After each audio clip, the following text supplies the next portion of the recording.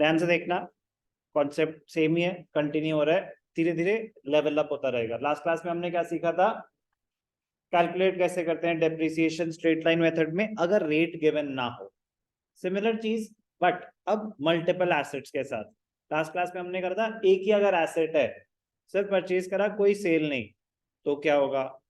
अब एक से ज्यादा अगर एसेट्स हैं तो क्या होगा, नेक्स्ट स्टेप क्या होगा, सेल ऑफ द एसेट। सिर्फ ये 3 ट्रांजैक्शन ही है। एक एसेट खरीदेंगे तो अकाउंटिंग ट्रीटमेंट क्या है, मल्टीपल एसेट्स खरीदेंगे तो अकाउंटिंग ट्रीटमेंट क्या है।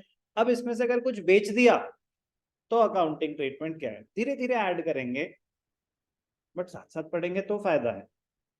Question number 5, on 1st April 2019 furniture costing 55,000 was purchased. It is estimated that its useful life is 10 years, at the end of which it will be sold for 5,000. तो scrap value दे रखी है, estimated life दे रखी है। Additions are made, ये नया part है, additions are made on 1st April 2020 and 1st October 22 to the value of 9,500 and 8,400, residual values being 500 and 400 respectively. Sir इन्होंने life तो दी नहीं दोबारा, सेम एसेट है, फर्नीचर है, तो एक बार दे दी तो 10 इयर्स ही है सबकी life.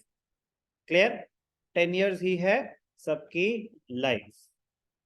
Show the furniture account for first 4 years if depreciation is written off to the straight line method using the straight line method। अब ध्यान से देखना, क्वेश्चन स्टार्ट करने से पहले आपको क्या क्या देखना चाहिए, चेकलिस्ट, चेकलिस्ट माइंड में, ठीक है ना, ये लिखना नहीं होता बट आपको देखना है सबसे पहले क्या, कि मेथड कौन सा है, स्ट्रेट लाइन मेथड है या WDV मेथड है। दूसरा, रेट ऑफ डेप्रिसिएशन गिवन है कि नहीं गिवन, ये ध्यान देना है। मेथड कौन सा है, रेट ऑफ डेप्रिसिएशन क्या है, इन दो चीजों का ध्यान देना है। और most importantly dates, most importantly dates, dates का बड़ा ध्यान देना है। और एक और चीज इमीडिएटली दिमाग में आई कि कैलेंडर ईयर है या फाइनेंशियल ईयर है। पूरा क्वेश्चन गलत कर सकते हैं आप, पूरा क्वेश्चन गलत कर सकते हैं। ऐसा नहीं होगा कि हमेशा फाइनेंशियल ईयर ही आएगा। नॉर्मली फाइनेंशियल ईयर होता है 99, फाइनेंशियल ईयर मतलब 1st April to 31st March, 99% cases में फाइनेंशियल ईयर ही होता है। बट कैलेंडर ईयर भी हो सकता है, जैन टू दिसंबर। सर हमें कैसे पता चलेगा, क्वेश्चन बताएगा हमें। क्वेश्चन में लिखा है on 1st April, on 1st April furniture account, और कुछ मेंशन नहीं है तो हम अज्यूम करेंगे कि फाइनेंशियल ईयर है। कोई इंफॉर्मेशन नहीं है ना, 1st April से कहानी शुरू हो रही है, 1st April से कहानी शुरू हो रही है, उसके बाद भी कैलेंडर ईयर हो सकता है, लेकिन अगर वो स्पेसिफाई करेंगे तो लिखा होगा कंपनी फॉलोज कैलेंडर ईयर, या books are closed on 31st December तो कैलेंडर ईयर, बाकी सारे सिनारियोज में फाइनेंशियल ईयर।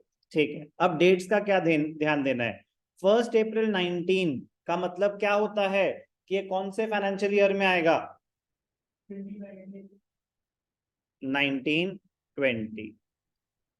1st April 20 ये कहां पे आएगा, 2021 में। 1st October 22 ये कहां पे आएगा, 22-23 में। तो ये बहुत इंपॉर्टेंट पॉइंट है, एक बार ये अपनी मार्किंग करके लिख लेना, क्योंकि डिफरेंट फाइनेंशियल ईयर को बिलोंग करता है, अदरवाइज आप अपना टाइम वेस्ट करेंगे। कैसे, अभी पता चल जाएगा। अब क्वेश्चन स्टार्ट करने से पहले आपका क्या होगा, working note number 1, calculation of depreciation. तो 3 एसेट्स हैं आपके, तो original cost, scrap value, depreciation. Original cost, scrap value, depreciation. पहले एसेट की ओरिजिनल कॉस्ट क्या है, 55,000, उसकी स्क्रैप वैल्यू क्या है, 5,000, तो डेप्रिसिएशन क्या हो जाएगी, 55 माइनस 5 डिवाइडेड बाय 10, तो डेप्रिसिएशन क्या हो जाएगी, 5,000। सेकेंड एसेट की 9,500 and residual value is 500. 9,500 residual value 500. 9,500 minus 500 divided by 10. 9,000 divided by 10, 900. कोई डाउट? कर दी गलती? नालायक, क्या गलती करी? 9,000 एडिशंस आर मेड, मतलब नहीं, अलग मशीन खरीद रहे हैं, अलग मशीन खरीद रहे हैं, वो तो एक मशीन हो गई ना।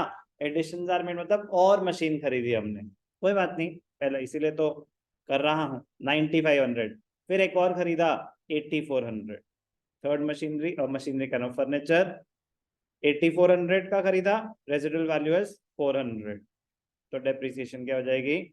84 माइनस 4 डिवाइडेड बाय 10, तो 8,000 डिवाइडेड बाय 10, 800। तो स्टेप 1 कैलकुलेशन ऑफ डेप्रिसिएशन समझ आया। अब ध्यान से देखना, कहानी शुरू होगी। पहला फाइनेंशियल ईयर 1920, तो 2019-20 में क्या हुआ? 2019-20 में क्या हुआ? हमने फर्नीचर खरीदा, कब खरीदा? अप्रैल 1, तो यहाँ पे क्या आ जाएगा? 2 बैंक अकाउंट, क्या खरीदा? फर्नीचर 1, कितने का? 55,000। क्या इस साल कुछ भी और हुआ? 1920 में और कुछ नहीं हुआ। अब आपको बार बार क्वेश्चन नहीं पढ़ना पड़ेगा ना, क्योंकि आपने ये हाईलाइट किया हुआ है 1920, 2021 और 22-23, 3 एसेट्स खरीदे हैं, ये अलग अलग डेट्स हैं। तो सर 3 अलग अलग एसेट अकाउंट बनेंगे? नहीं, एसेट अकाउंट एक ही बनेगा। प्रेजेंटेशन तो मैं अभी आपको दिखाऊंगा, बट एसेट अकाउंट एक ही बनेगा। फर्नीचर टू बैंक अकाउंट 55,000, इस साल हमने कोई और नहीं खरीदा, तो बुक्स क्लोज होंगी March 31। पहले क्या कैलकुलेट होगी? डेप्रीसिएशन। यहाँ पे हमें कैलकुलेशन दिखाने की जरूरत नहीं है, क्योंकि हम ऑलरेडी कैलकुलेशन वर्किंग नोट में दिखा चुके हैं, बट यहाँ पे हम रेफरेंस दे देंगे working note number 1। March 31 by balance carried down 55 minus 5, closing balance क्या हो गया? 50,000। इस साल और कुछ भी नहीं हुआ। अब जब नेक्स्ट ईयर शुरू हुआ 1920 के बाद 2020, 21, 2020, 21, अप्रैल 1, 2 बैलेंस बीडी, 2 बैलेंस बीडी। जब साल शुरू हुआ तो हमारे पास पहले से फर्नीचर पड़ा है, कितने का? 50,000, 50,000 का फर्नीचर पड़ा हुआ है। अब क्या हुआ? 2021 में हमने एक और खरीदा फर्नीचर, कितने का? 9,500, तो सेम डेट पे यहाँ पे क्या आ जाएगा? 2 बैंक अकाउंट F2। आप समझ आए ना, जब मैंने कहा था कि M1 M2 रेफरेंसेस कब देनी होते हैं? जब मल्टीपल एसेट्स होते हैं, तो एक ही एसेट है, रेफरेंस दो ना दो फर्क नहीं पड़ता, एक से ज्यादा है तो रेफरेंसेस देंगे। F2 कितने का खरीदा? F2 9,500। क्या इस साल कुछ और खरीदा? नहीं। क्या कुछ बेचा? नहीं। एसेट यूज हुआ, डेप्रिशिएट होगा। अब ध्यान से देखेंगे multiple assets bye depreciation account F1 F2। F1 depreciation कितनी थी? 5,000, F2 900, तो ये हम ऑलरेडी वर्किंग नोट में वर्किंग दिखा चुके हैं, दोबारा दिखाने की जरूरत नहीं है। डेप्रिसिएशन कैसे आया? कोई डाउट?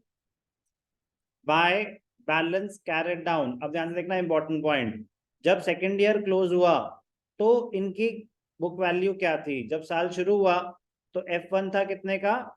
50,000। इस साल कितनी डेप्रिसिएशन लगी? 5,000, तो इसकी वैल्यू क्या हो गई? 45,000। आपको डायरेक्टली 45 ही लिखना होगा। जब साल शुरू हुआ तो कितने, क्या वैल्यू थी? 50,000। इस साल और कितना डेप्रिशिएट हो गया? 5,000, तो क्लोजिंग बैलेंस ऑफ F1 क्या हो गया? 45,000।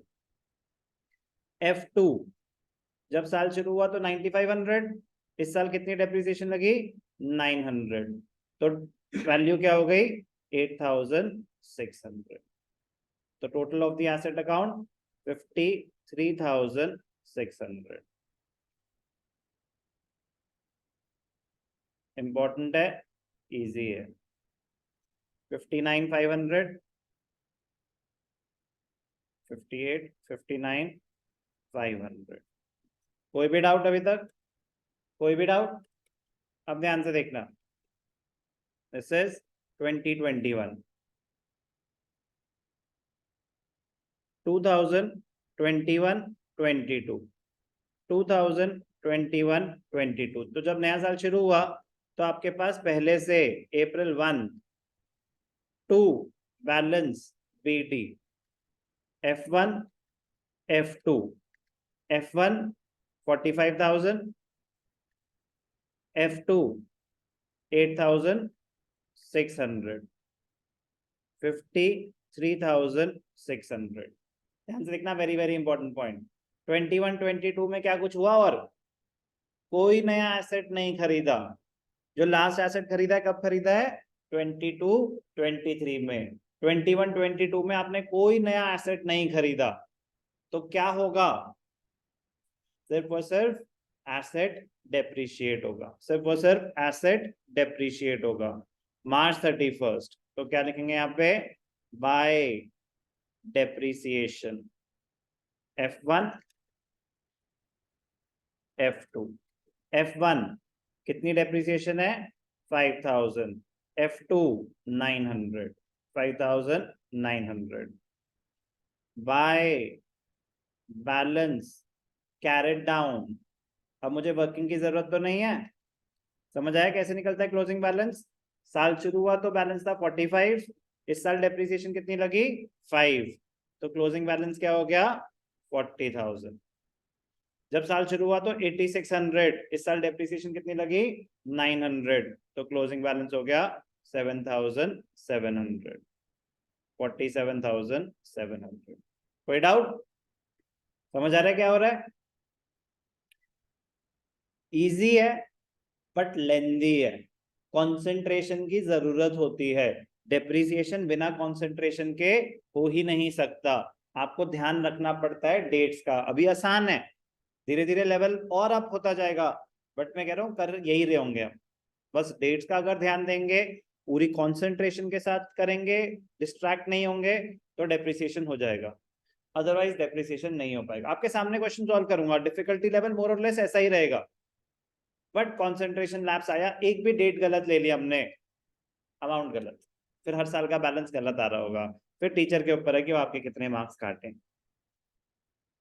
तो मतलब सावधानी हटी दुर्घटना घटी ना, इसमें तो कैपिटल लेटर्स में अप्लाई करता है, क्योंकि गलती होने की प्रोबेबिलिटी बहुत ज्यादा होती है due to concentration lapse. Calculations बहुत सारी हैं और डेट वाइज है। 52, 53, 600। Last year 22, 23, 22, 23। जब लास्ट ईयर शुरू हुआ अप्रैल 1 2 balance BD, F1, F2, F1 40,000, 7,700। Presentation please ऐसी रखना, परफेक्ट प्रेजेंटेशन है, डायरेक्टली बाहर से बेटर रहता है कि होता है ना कि F1 हम बाहर लिखने से डायरेक्टली, ये बेस्ट है कि आप इंडिविजुअली भी दिखा रहे हो, टोटल्स भी आ रहे हैं। इस साल हमने एक और एसेट खरीदा, अब ध्यान से देखेंगे इंपॉर्टेंट पॉइंट। इस साल हमने एक और एसेट खरीदा, कब? 1 अक्टूबर 22। कितने का खरीदा? 8,400, 1 अक्टूबर। तो यहाँ पे ध्यान से देखेंगे, अक्टूबर 1 टू बैंक अकाउंट। अब क्या खरीदा? F3, कितने का? 8,400। अब और तो कुछ नहीं खरीदा, तो बुक्स क्लोज होंगी।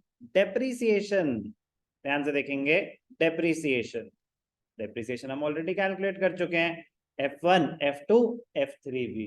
तो F1 कितनी है? 5,000, F2 कितनी है? 900, F3 कितनी है? शमिका F3 कितनी है? 800। कोई भी डाउट? बस यही गलती हो जाती है। क्या बताया था मैंने आपको? डेट्स का ध्यान रखना है। 800 पूरे साल की डेप्रिसिएशन है, 800 पूरे साल की डेप्रिसिएशन है। ये जो हमने डेप्रिसिएशन कैलकुलेट करी है, ये कौन सी डेप्रिसिएशन होती है? यस और नो? ये पूरे साल की डेप्रिसिएशन होती है। थर्ड एसेट आपने कब खरीदा? 1 अक्टूबर। तो अगर अक्टूबर में खरीदा तो 6 महीने के लिए यूज किया, अक्टूबर नवंबर दिसंबर जनवरी फरवरी मार्च, तो उस ईयर हाफ डेप्रिसिएशन चार्ज होगी, क्योंकि 6 महीने की डेप्रिसिएशन चार्ज होगी, तो 800 नहीं 400 लगेगी उस साल। समझ आया लॉजिक? है ना गलती होने की प्रोबेबिलिटी। बट रूल तो हमें पता ही होता है कि डेट का ध्यान रखना है, और अगर साल के बीच में खरीदा है तो डेप्रिसिएशन प्रोपोर्शनेटली कैलकुलेट होगी। ये सारी बातें हमें पता है, लेकिन जब टाइम आता है यूज करने का तो कभी कभी दिमाग से निकल जाती है और पूरा क्वेश्चन गलत हो जाता है। तो इन्हीं चीजों का ध्यान रखना है। 6300 by balance carried down F1 F2 F3। F1 40 minus 5 35, 77 minus 9 68, 84 minus 4 8000। तो 35 plus 6 41 49 800 49 800। 35 6 41 49 800 47 8 55 56 100 49 55 56 100।